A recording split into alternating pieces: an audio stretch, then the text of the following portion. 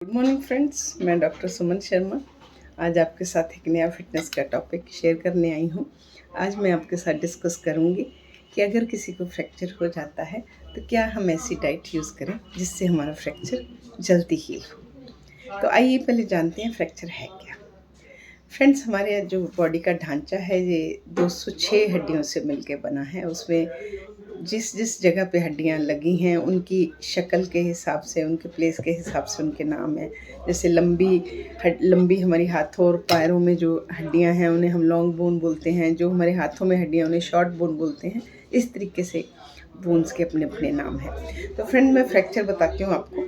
Bone हमारी ऐसे continue structure है, बिल्कुल कंटिन्यू बना हुआ है। किसी वजह से जब फोर्सफुल स्ट्रेस से, जैसे एक्सीडेंट हुआ, जब हम कहीं से गिर गए तो वो जो स्ट्रेस आया हड्डी पे, उसकी वजह से जब इस कंटिन्यूस स्ट्रक्चर पे कोई दरार आ गई, उसे हम हेयरलाइन फ्रैक्चर बोलते हैं। या ये अलग अलग हो, उसे फ्रैक्चर बोलते हैं। तो फ्रेंड, ये फ्रैक्चर जो है दो तरह से होते हैं, सिंपल फ्रैक्चर और कंपाउंड फ्रैक्चर। सिंपल फ्रैक्चर में एक आपकी हड्डी एक जगह से टूटी, आसान हो गया। कई बार होता है कंपाउंड फ्रैक्चर, होते हैं 3-4 जगह से टूट जाती है। तो और कई एक होते दूसरे होते हैं close and open fracture. Open होते हैं स्किन टूट के हड्डी का बाहर आ जाना, स्किन कट के, और क्लोज होते हैं कि अंदर रहना। तो ये सब जब आपका हो गया तो ये तो डिसाइड डॉक्टर करेगा कि अब इसको क्या करना है। वो डॉक्टर भी 3 चीज़ें देख के डिसाइड करेगा कि इस फ्रैक्चर को उसने क्या ट्रीटमेंट देना है। इसकी डिसलोकेशन कितनी है, एंगुलेशन कितनी है, रोटेशन कितनी है। अगर तो ये उसके कंट्रोल में है और सिंपल फ्रैक्चर है, वो क्लोज ही उसको कंट्रोल कर सकता है, तो वो आपको प्लास्टर लगा देगा। अगर ये वहाँ से अलाइनमेंट नहीं हो पा रही तो डॉक्टर ही डिसाइड करेगा सर्जरी के लिए कि इसमें प्लेट डलेगी, नेल डलेगी या रॉड डलेगी, कैसे स्क्रू डाल के इसको अलाइन करना है। तो ये डॉक्टर का काम है। अब डॉक्टर ने आपको ये जो भी करना था वो करके आपको क्लियर कर दिया। अब हमारी टर्न आती है कि इसको क्या हम यूज़ करें कि इसकी हीलिंग जो है फास्ट हो। जो बोन की हीलिंग है वो बहुत सारे फैक्टर पे डिपेंड करती है। हमारी एज क्या है, हमें कोई डायबिटीज़ रिलेटेड प्रॉब्लम नहीं है, हमें थायराइड नहीं है, और हम क्या, हमारी फूड हैबिट क्या है, अल्कोहल कंज्यूमर हैं, स्मोकर्स हैं। तो इन सब चीज़ों से जो है हमारी हीलिंग जो है वो डिले होती है। तो इसमें 4 स्टेज हीलिंग बताया कि फर्स्ट स्टेज इन्फ्लेमेशन स्टेज होती है, जिसमें स्वेलिंग होती है, जो 1 हफ्ता रहती है। उसमें हमें एंटी इन्फ्लेमेटरी फूड खाने हैं, वो मैं आपको बताती हूँ।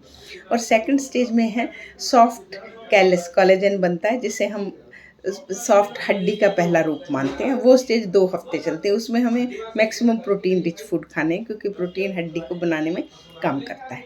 थर्ड स्टेज होती है आपकी उसी वो जो सॉफ्ट बोन है वो स्ट्रॉन्ग बोन में चेंज होना, जो कोलेजन बना था।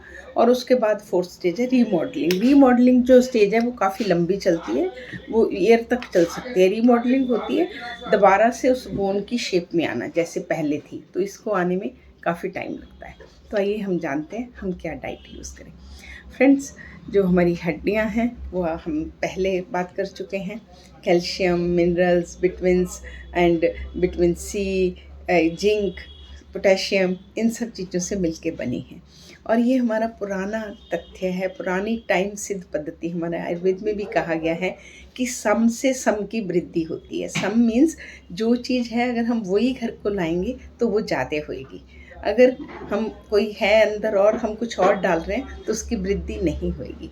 तो यहाँ मेरा बोलने का मतलब ये है कि जो जिन चीज़ों से हमारी हड्डियों का स्ट्रक्चर बना है, हम उन्हीं को यूज़ करके फास्ट हीलिंग की तरफ चलते हैं। तो आइए, कैल्शियम के सबसे मेन है, हमारी हड्डियाँ बनाने में कैल्शियम का रोल है। और जब हमारी बोन की हीलिंग होती है तब भी कैल्शियम ही सेंट्रल रोल प्ले करता है। तो कैल्शियम हमें मिलता है डेयरी प्रोडक्ट्स में, दूध में, दही में, पनीर में, ग्रीन वेजिटेबल्स में, रागी में बहुत अच्छा कैल्शियम है, तिल में कैल्शियम है। तो ये सब चीज़ें हमें अपने खाने में डालनी चाहिए। उसके बाद फ्रेंड्स आता है हमारा विटामिन डी, जो कि हमें धूप से मिलता है, एग योक से मिलता है, और फ़िश से, ऑयली फ़िश से मिलता है, जैसे सालमन है, टूना है, मैक्रेल है, उसमें विटामिन डी पाया जाता है। तो विटामिन डी क्या करता है? विटामिन डी एक तो हमने पढ़ा कि कैल्शियम की अब्जॉर्प्शन कराता है, दूसरा ब्लड से कैल्शियम को लेके बोन में एब्जॉर्ब कराता है जहाँ पे हीलिंग होनी है, तो इसलिए विटामिन डी का बहुत बड़ा रोल है। उसके बाद फ्रेंड्स विटामिन सी आता है। विटामिन सी जो है वो कोलेजन फॉर्म करता है। कोलेजन फॉर्म होता है जो सॉफ्ट टिश्यू जिससे हमारी हड्डी बननी है, तो विटामिन सी वो बनाता है। और हीलिंग में वैसे विटामिन सी का रोल है। तो विटामिन सी हमें सारे सिट्रिक फ्रूट जो हम रूटीन में यूज़ करते हैं, संतरा है, नारंगी है, आंवला है, अमरूद है, हर शिमला मिर्च है, अपना टमाटर है, ये डेली रूटीन वाली चीज़ें हैं, हमें कहीं बाहर भी नहीं जाना पड़ेगा, तो इसको हमें अपनी डाइट में डालना चाहिए। उसके बाद फ्रेंड्स हमारी जो सेकंड स्टेज है उसमें प्रोटीन बहुत चाहिए, क्योंकि उस टाइम हड्डी की फॉर्मेशन हो रही है। तो प्रोटीन का बॉडी बिल्डिंग में, बोन्स में बहुत बड़ा रोल है। तो प्रोटीन में आप लीन प्रोटीन डालिएगा, चिकन डालिएगा, एग्स लीजिएगा, और जितने आपके सीरियल्स हैं, लेग्यूम्स हैं, नट्स हैं, इन सब में प्रोटीन, और डेयरी प्रोडक्ट्स हैं, तो इनको आप अपनी डाइट में ऐड करें। इसी तरीके से जिंक भी हमारी बोन स्ट्रेंथिंग में बहुत काम करता है। जिंक हमें ग्रीन लीफी वेजिटेबल्स में, होल ग्रेन्स में, और लेग्यूम्स में, लेंटिल्स में, सब में मिलता है। उसके बाद आता है फ्रेंड्स हमारा आयरन। आयरन कोलेजन बना के ही बोन हीलिंग में काम करता है। तो हमें, और साथ में ये जहाँ पे साइट है हमारी बोन हील हो रही है, वहाँ पे ये ऑक्सीजन पहुँचाता है, क्योंकि ब्लड वहाँ जाएगा, तो ब्लड में ऑक्सीजन है, हीम है, आयरन है, तो वहाँ ये पहुँचता है। तो इस तरीके से जो बोन हीलिंग में काम करता है। आयरन हमें बीट रूट में, ग्रीन लीफी वेजिटेबल्स में, जिसमें स्पिनच है, टमेटो है, पोमग्रेनेट है, फ्रूट्स हैं, इन सब में मिलता है। और इससे भी ऊपर एज ए मैं अपना ए लेडी आपको एक बात और बताती हूँ कि मैं ना आयरन की कढ़ाई में कुक करती हूँ, तो उससे भी बहुत फ़र्क पड़ता है। तो अगर आप अपनी किचन में ये रिप्लेस कर सकें कि आयरन कढ़ाई में सब्ज़ी बनाएं, तो अदरवाइज़ भी हम लोगों में, इंडिया में एनीमिया बहुत भयंकर रूप से बढ़ रहा है। तो अगर हम थोड़ी थोड़ी ऐसी चेंजेस में एक अलग से वीडियो बनाऊंगी आयरन डेफिशिएंसी पे, तो ये भी बहुत हेल्प करता है। तो इस तरीके से आप आयरन अपनी डाइट में डालिए। फिर आता है पोटेशियम। पोटेशियम में फ्रेंड्स, अगर हमारी बॉडी में पोटेशियम ठीक रहेगा, तो हमारा जो है वो कैल्शियम का एक्सक्रीशन ज़्यादा नहीं होगा। तो इसलिए हमें पोटेशियम रिच फूड यूज़ करने हैं, जिसमें केला आता है, आपके नट्स आते हैं, और पोटैटो हैं, उसमें अच्छी मात्रा में पोटेशियम आता है। तो इस तरीके से अगर हम ये सब चीज़ें अपनी डाइट में डालते हैं, और सुपर फूड जो हैं, जिसका जैसे कि हमारे पुराने लोग जानते हैं कि जैसे हल्दी है, उसका बोन हीलिंग में, जॉइंट हीलिंग में, एंटी बैक्टीरियल, एंटी इन्फ्लामेटरी बहुत बड़ा रोल है। ये तो पुराने टाइम से जब किसी को चोट लगती थी घर में, तो उसमें बोलते थे हल्दी वाला दूध पी लो। ये तो बहुत मशहूर है, पर अभी साइंस ने मुझे सिद्ध कर दिया है कि हल्दी के अंदर जो करकुमिन है वो एक एंटीबैक्टीरियल और एंटीसेप्टिक रोल प्ले करता है। तो आप हल्दी यूज़ कर सकते हैं, जिंजर यूज़ करें, काली मिर्च, पुदीना, ये सब जो सुपर फूड हैं। और आपका कॉफ़ी, ये टॉक्सिन, जब हमारी हीलिंग हो रही होती है तो वहाँ पे बहुत सारे टॉक्सिन्स भी होते हैं, तो वो जब वो टॉक्सिन बाहर निकलते रहेंगे तो हमारी हीलिंग जो है वो फास्ट होती है।